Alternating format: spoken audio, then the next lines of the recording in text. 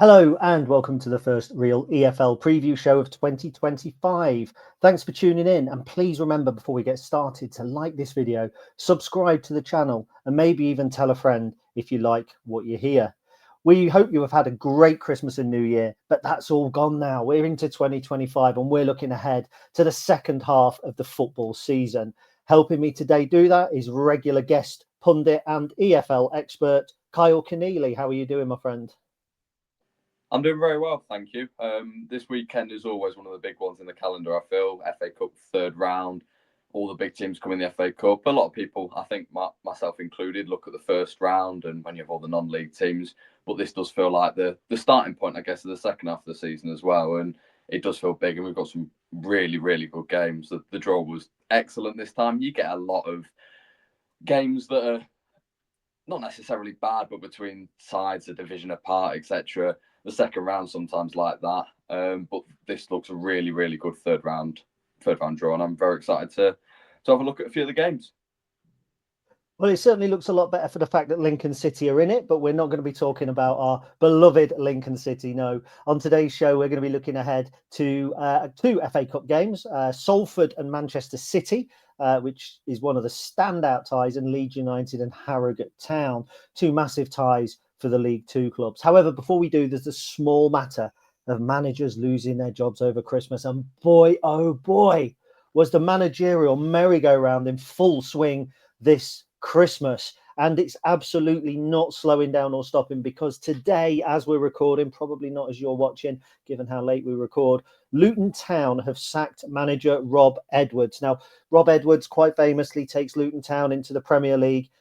Absolutely machine of a manager. Actually did really well, I thought, with them in the Premier League given their limited means compared to everybody else, but he's had an awful start to this season and he has paid for it with his job, Kyle. Now, I didn't know about this until you sent me your prep work over, but it's been threatened for weeks and weeks and weeks, hasn't it? They got pumped 5-1 a couple of weeks ago. Middlesbrough potentially, I think, beat them, and he was threatening to walk.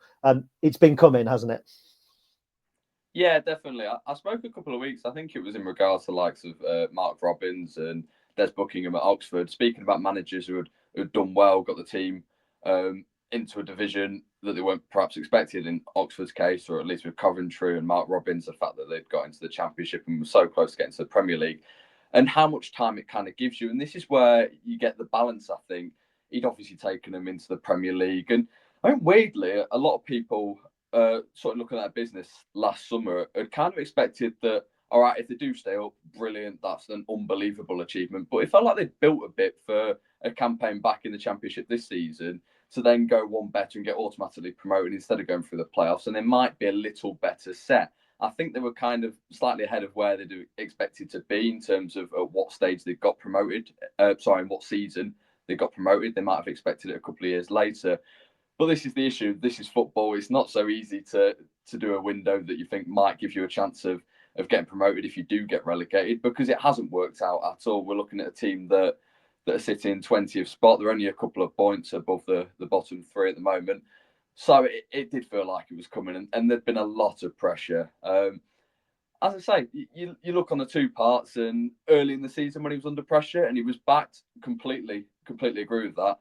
That is where I say managers deserve time based on achievements, but this hasn't been the case recently. You had them 4 losses in a row, even the win that they had against Derby, a couple of fortuitous late goals. So it doesn't feel a surprise at all that they've decided in this moment, and particularly given we are now in the January transfer window, that they've decided to sack him. Yeah, now I've cast my eyes over the next manager odds at Luton, and it's a really eclectic mix. I mean, Matt Bloomfield is in there, which isn't surprising, given how he's done at Wickham. Neil Harris is in there, which is surprising considering he keeps failing upwards. David Wagner is in there. Steve Cooper is in there, who I think would be a really interesting appointment for Luton, because I rate Steve Cooper as a manager. Just off the bat, I know you haven't prepped for this, so my apologies for that. But is there anybody that jumps out to you as a real standout candidate for the Luton job now? Yeah, I agree with you. I like the name Steve Cooper being linked to that, to be honest. I know obviously he's not had the greatest of success recently, but I do feel like he could come in there and do a job. it does feel, we say this all the time about managers coming in, and it feels a big moment in terms of a season and how it happens. But the fact we are now, as I say, in the January transfer window, looking at a team towards the bottom of the division, low on confidence.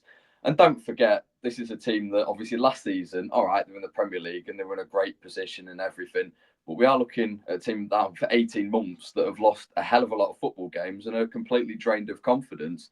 So it's not so much the small Luton town anymore. We are now looking at a team that have higher expectations and probably for the first time in many years are now actually kind of below where they would expect to be for once. This is always a team that have overachieved, have been League Two, League One to Championship to the Premier League and have been on that upward trajectory for so long.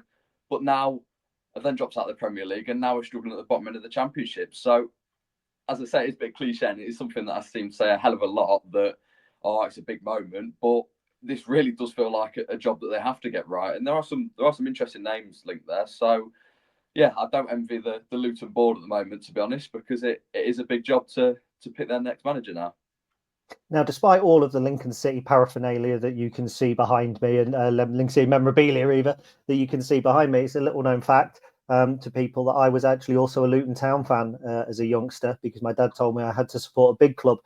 So I actually followed Luton Town from 1987 to about 1992 when they dropped out of the first division, when the first ever in Premier League started. So they have been that big club, and I think it's great to see them now being linked with the sort of names that could perhaps stake a claim for managing there. David Wagner is one of those, and that kind of leads me on to the next managerial story, because in one of the least surprising sackings over the Christmas period, Wayne Rooney lost his job. I think it was on New Year's Eve, which satisfied all of the bookies that had bets on him losing his job before 2025. Just cut it very, very fine there. David Wagner was linked, rumoured to have had talks with Plymouth Argyle, but walked away from those talks. Now, of course, he may have walked away from those talks, knowing the Luton downtown job was coming up. You don't know. But Plymouth now missed out on their first target, made a real mess of their last appointment. Stephen Schumacher's popping up on all of the Championship club radars. He's been linked with everybody, but at the moment, not Plymouth Argyle. Apart from League One, where else are Plymouth going to go in terms of their managerial search at the moment? I'm really not sure. This is one that they have to get right. And again, I've literally just said it about Luton, but the appointment of Wayne Rooney just raised so many eyebrows for all the wrong reasons, really. It does bemuse a lot of people that he continues to get jobs. And I think I said at the time, or at least at some point, that I felt like I judged his time maybe a bit harshly. But sorry, other clubs, but this hasn't been the case. I mean, it's been disastrous this season.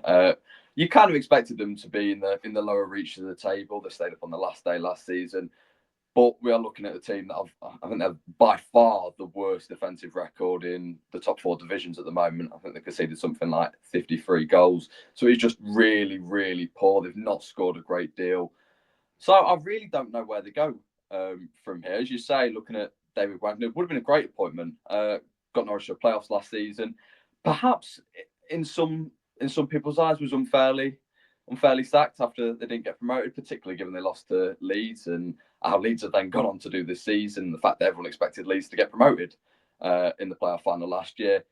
But yeah, the fact that they have now missed out on him does feel quite crucial. And as you say, Stephen Schumacher, obviously been at Plymouth before, feels like a name that definitely should have been touted for this job already. So yeah, it does feel like that there is so many jobs that have seemed to have been available, and we will get on to the amount of changes that have happened recently, but it is so quickly moving. This is the nature of football, but it just feels so big at the moment. I think even with Rob Edwards being sacked, I don't know what number in terms of how many of the longest serving managers in the EFL he was, but he was up there. I was having a look through, and there were just the amount of jobs that were 2024, a manager appointed in 2024. It just seems ridiculous at the moment. The amount of managers getting sacked, and just everything at the moment. So, yeah, they're another club that have got to make a big appointment and have got something has to change. They're not by any means out of the battle to stay up. You look at League One, which looks so much different in terms of all them teams seem to be cut away. But as poor as Plymouth have been, there are quite a few clubs that are only a couple of points away. And clubs like Derby and Stoke and all of them that that can go on runs and pick up points, but then can get dragged in quite as easily into relegation battle again. It's still really tight. There has been a little bit of movement in terms of a couple of sides pulling away. One of them being Oxford, funnily enough, but it does feel now that they aren't out of it. And as big as this appointment is, their season is by no means over just yet. So if they make the right appointment, they've got all the chance of staying up, I feel. Now, 11 managers have been sacked in the Championship this season, which is almost 50%. It's not quite like that because Stoke have managed to sack 2. They're really cutting ahead. Will they sack 3? Well, it's unlikely because they have brought in a previously sacked manager in Mark Robbins, who was obviously sacked by Coventry City. Now, I think this is a great appointment. Robbins was being linked with everybody. As soon as a manager went, whether it be kind of West Brom, it was Mark Robbins will go in there. That was one over Christmas, I think, when Tim Walter left Hull and Des Buckingham left Oxford. Everybody was after Robbins. He's gone in at Stoke City. Now, Stoke are a really tough club to manage because having got the Premier League experience behind them, there's almost an expectation that that's where they should be playing. But if you look back over their history, they are traditionally a second or third tier side. So they're stuck in that awkward kind of stasis in between the two. Really big expectations, probably a Premier League side in waiting. Will Mark Robbins finally get his shot at Premier League football, which he probably deserved with Coventry? What do you think about this appointment? I really hope so for him. I think it's a fantastic appointment. And there was something in the press this week, I don't know if it was Kieran Maguire or whoever it was, saying about how much money Stoke were losing a week since the relegation. I can't remember the exact figure off the top of my head, but I'm sure it was something like £500,000 or something that really, really blew a lot of people's minds. And you were looking at it and going, wow, this is such a substantial figure. And as you say, Stoke have been out of the Premier League for a couple of years, and it feels like every time, every season rolls around, and it's the same. The start of the season, no matter how poorly you've done the year before, everyone goes, "Oh, this could be our year," and that's it is the beauty of football and the start of a new season. But in their case, it does feel like that, and I really, really hope. I love Mark Robbins as a manager. I thought he'd done an excellent job, and as we discussed before, I was quite surprised at the timing of his sacking. If not the fact maybe he was let go. I do understand the argument behind it, but I'm so glad he's got another championship job, and I do actually think that he's the right man. I don't think it'll be this season that they will go on some ridiculous run and make the playoffs, because I feel like this season is kind of set. But you get a good season behind you, get a good window, maybe not even this window, but in the summer, and then next season, who knows? It is one of them that could quite feasibly happen, and as I say, I would love to see it. I'd love to see Mark Robbins do well, and he does deserve a shot at the Premier League at long last. Yeah, absolutely. I agree with that. Now we're going to drop down 2 divisions. What's interesting is that the higher up you get, the more sackings there are. So there have been 11 sackings in the Championship. There have been 7 sackings in League One, and there have been just 5 sackings in League Two. Now, 1 or 2 of those weren't that surprising. Paul Simpson, Mark Kennedy. Mark Bonner being fired by Gillingham was a little bit of a surprise, and they have moved quite quickly to bring in John Coleman until the end of the season, which sometimes when a manager goes, you're looking for that young, progressive, kind of futuristic almost manager where you're bringing in your Stephen Schumachers, or you're bringing in your Rob Edwards, or you're bringing in your Michael Scabalas. These are managers that aren't on the merry-go-round. They come from nowhere, and obviously they go on to be great success. That can't be said for John Coleman. I mean, he is a manager who is long in the tooth. He has been there and done it with Accrington Stanley. What he did at Accrington Stanley, in all honesty, he deserved a medal for that. They ought to put a statue of him outside their ground, because they were excellent under him, given their limited means. What does this mean for Gillingham? John Coleman coming in. Are their playoff hopes still alive? Well, just before we record, actually, I just had a quick look at the League Two table just to double check where they were, and they are only 10 points away. And 10 points does feel quite a tally, but in a league like League Two, and I'm going to look at another club briefly, Bradford, who always feel like they're on the edge of falling off completely, and everyone going away and fans turning and God knows what, but. It is the beauty of League Two. As much as we said the bottom of the Championship, there were so many clubs that were involved. League Two's the same, and if you get your appointment right, it happens. We'll talk again about another League Two club in a few minutes in Salford, and how they've gone from mid-table to now in the automatic promotion places. So it is entirely possible that this can happen, and I do really rate this appointment, to be honest. Again, John Common is another manager that I really liked, and as you say, done an absolutely, you can hardly put it into words how well he'd done at Accrington. Absolutely superb. So the fact until the end of the season, it gives him time, and then I guess you go from there, don't you? You see how he does with this, and then who knows? He could be looking at managing in League One again next season. So it is the changing world of management, but I do feel they're quite smart that they've given him a deal to the end of the season, and then as you say, it gives them a chance to evaluate. And you see a lot of clubs giving 3-4 year deals and then managers leaving so quickly. So as we've summarised already about the climate of managing and how managers seem to move on so quickly at the moment, it does actually feel like a really good decision, to be honest. Now, we're not going to talk about bad decisions. There's no point in covering Northampton and Kevin Nolan anymore. So we'll go on to the FA Cup, I think, right now. And we'll look at some of the FA Cup games that we've promised to talk about because we're already halfway through our show. Where does the time go when you're having such fun? Let's talk about Leeds United and Harrogate Town. Now, these are two towns that are obviously close together because I've heard both cities mentioned or both towns mentioned on Emmerdale. So they must be quite close together at some point in geography. But it's a really beautiful tie, this, isn't it? And I think along with the likes of Liverpool and Accrington, do you feel this is what epitomises the magic of the FA Cup? Because they're two sides, not many miles apart, according to Zach Dingle. But they don't historically get a chance to face off against each other. And I mean, Liverpool, Accrington, the Milk Derby as well. It's like you said, it really is a great FA Cup third round, isn't it, this season? Yeah, when I watched the draw, there was obviously disappointment for ourselves looking at Lincoln and the fact we got Birmingham, which is an all League One tie, and it was a ground that everyone wanted to kind of go to, but not in the FA Cup, particularly given how well they've done. But the amount of ties that I sat and looked through, that I was just like, wow, there are some really good ones. The likes of I think Millwall Dagenham got a bit of stick because I think a lot of people saw it as Millwall versus West Ham Part 2 in a way, so they thought it'd get a bit taken over. But you've got the likes of Newcastle Bromley, which is another brilliant tie. And as I say, this one, I think it's the first competitive meeting between the sides ever. They are so far apart historically. 20 miles is the exact figure. I had a quick look before we came on just to see how close they are. So it's North versus West Yorkshire. But yeah, this is brilliant. This is exactly what I wanted to see when the draw came out. And I think a lot of people said underneath the comments that Harrogate fans, traditionally, a lot of them are Leeds fans, so it could quite easily have been an unsegregated fixture, which, as I say, in many ways, it is just perfect, and it is, as we can bang on about it, but it is exactly what the FA Cup should be about. Games like this are what you want to see. This is what the third round should be, and I'm just gutted in a sense that I don't think it will go to I don't think it will go to extra time, but there was obviously in previous years the chance that it could have gone to a replay, and that would have been even bigger for Harrogate. But the fact it's at Ellen Road and you'll get a big crowd there, and the money they'll get off the back of that is big. So I'm delighted for them. Yeah, I mean, let's just look at the Sulphurites first of all, because the tendency here would be to go, oh, look at Leeds United. What does this mean for them?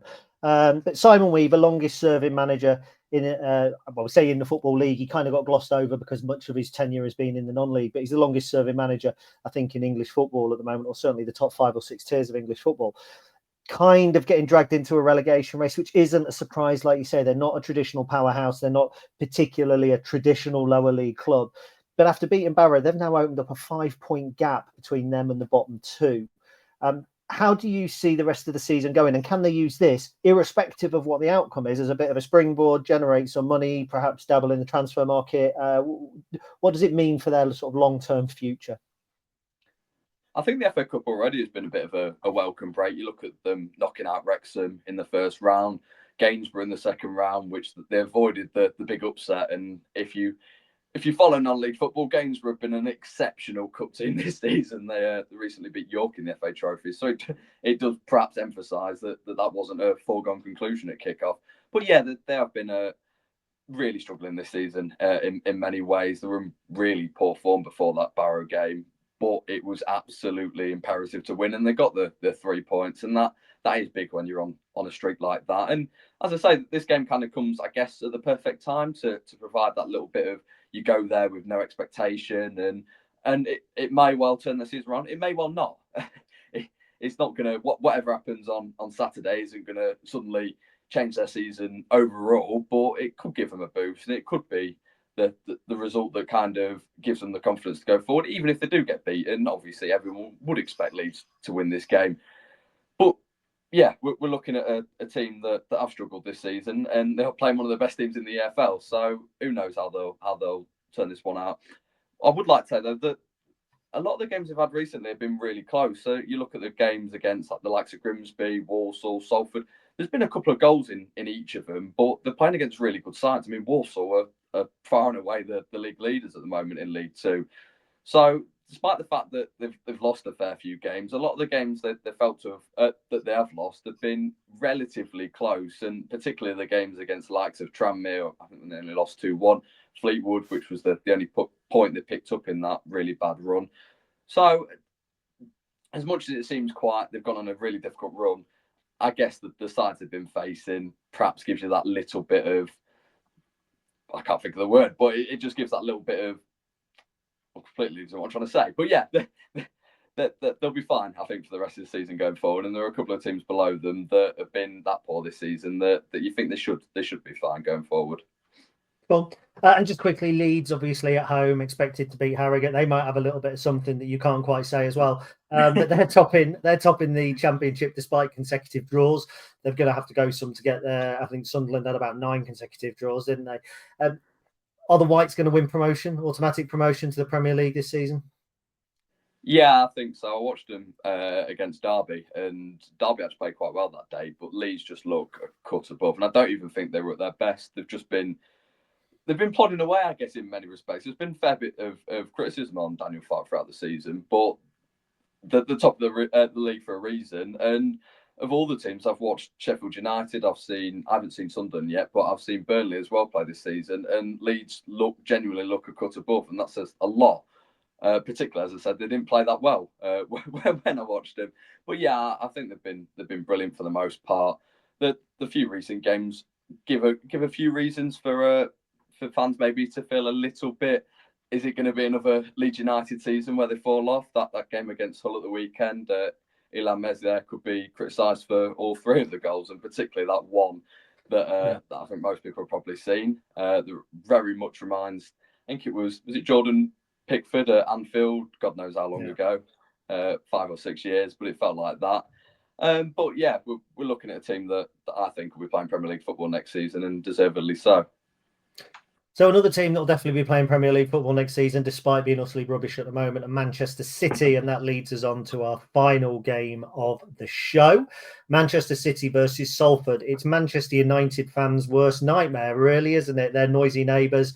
And Manchester City playing each other in the FA Cup. Look, all the national attention will have been on Manchester City's slumping form because they have been terrible. They were, undefeatable at one point. Now they can't buy a win. Obviously, the class of '92 managing Salford, facing their Manchester rivals. So it's almost like a Manchester derby without Man United in it. But in Salford, you've got one of the most informed teams in English football. I mean, what do you make of their recent run so far, aside from this FA Cup tie? They've been brilliant. I feel like they've gone a little under the radar in some respects, and this is personally speaking as well. I hadn't quite realised how well they'd done. I watched them play against Doncaster in November, and they look a decent side. They were resolute. They got a point that day against one of the teams that you would expect to go up this season, or at least be involved in Doncaster. But I think that was their 6th draw in 8 away games at that stage. So they looked very much like a side that may go on a playoff push, I guess, at some point. But if you're not going to lose your away games, which they hadn't been, they've drawn them. So fair enough. It's decent enough. You get points away from home. You win a couple of home games. But their run at the moment has been absolutely superb. It's been nothing short of that. I mean, there's 6 wins in a row, 6 clean sheets as well, which in a league like League Two is just incredible. It's genuinely really, really impressive. And I remember speaking last season on the podcast and saying that I thought Salford this year would have a decent chance. But for the most part, they seem to have been not struggling massively, but well under the radar and well in mid-table. And then they've just had this run, which has seemed to have shocked everyone. And there's some games in there as well. Beating Notts County 3-0 at home. Just a really, really good result. Again, against one of the teams that you'd back for promotion this season. So yeah, while all the attention has been, or at least the national attention has been on Manchester City and their run, as much should have been on Salford's. And I know they're leagues apart, quite literally. But I think this is another great game, and I know when the draw was made, there'd have been loads of people going, "Oh, it was so close to Salford versus Manchester United, and that would have been perfect for everyone." But this again is a brilliant game. I think Salford are taking 5,500, which is a few times more than the amount of fans they get at home. It is the beauty of a cup draw like this, and people criticise it sometimes and say, "Oh, look, fans coming out the woodwork, and the majority of the fans won't be Salford fans." I will be in the away end, and I am not a Salford fan, so I will take that. Take the criticism, and I cannot criticise people for doing it. But it is the beauty of the FA Cup that you get games like this, and I'm really looking forward to it. Can Salford pull off an upset? Well, as I say, because I'm going to say I don't actually think it'll happen, but I do genuinely feel that they have a decent chance in this game. In a third round game against a lower league side, most of the time you would back Manchester City. But I think a combination of their drop off in form and everything that surrounded them this season, and how good Salford are at the moment, just makes me think that there is a small part of me that thinks this could be an upset, and it would be one of the biggest FA Cup upsets, despite, as I say, the fact that Manchester City have struggled this season. It would still be one of the biggest FA Cup upsets of all time. So I am 1% faith that there might be an FA Cup upset at the Etihad on Saturday evening. Well, it certainly wouldn't be as big an upset as Lincoln City going away to Burnley, Premier League Burnley in the fifth round of the FA Cup in February 2017 and winning 1-0 thanks to a last-minute header, but it would be a relatively big upset, so I will give you that. Right, ladies, gentlemen, boys, girls, whatever you may be, that is the end of the Real EFL podcast, the first one of 2025. Obviously, we've covered lots of managerial changes, 2 big FA Cup games, but there are numerous big FA Cup games being shown across the country, and there's one not being shown in this country but being shown bizarrely in America, but it's not available to overseas viewers. That's Lincoln City and Birmingham, which we have avoided talking about. But very quickly, Kyle, Lincoln City, Birmingham, not available for viewing here, but if you're in Louisiana, you can watch it. What do you make of that? It sums up everything wrong with football, doesn't it? It is a 12 o'clock kickoff as well. And now it's not a million miles away. Birmingham is only a couple of hour drive, but it is still not what you want at all. And some of the kickoffs are just ridiculous. I will quickly say that Mansfield versus Wigan is a 6 o'clock tie on Saturday evening. Make of that what you will. I will say no more. Mansfield, Wigan, 6 o'clock. I've got much better things to be doing at 6 o'clock on a Saturday evening than watching Mansfield Town. I can tell you that much for certain. Well, there we go. That's the end of the show. Thank you very much for tuning in. As we said at the beginning of the show, please do like the video, subscribe to the channel. And if you like what you hear, and if you're a Plymouth fan, you probably won't have enjoyed what you've heard. But who knows? If you're a Stoke City fan, you may have done. Tell a friend. Make sure that they watch as well. Kyle and I will be back next week around the same time. We do try and strive to record on a Wednesday if we can, so keep an eye out for that. But in the meantime, hopefully you get the result you want in the FA Cup this weekend, unless you're a Birmingham fan.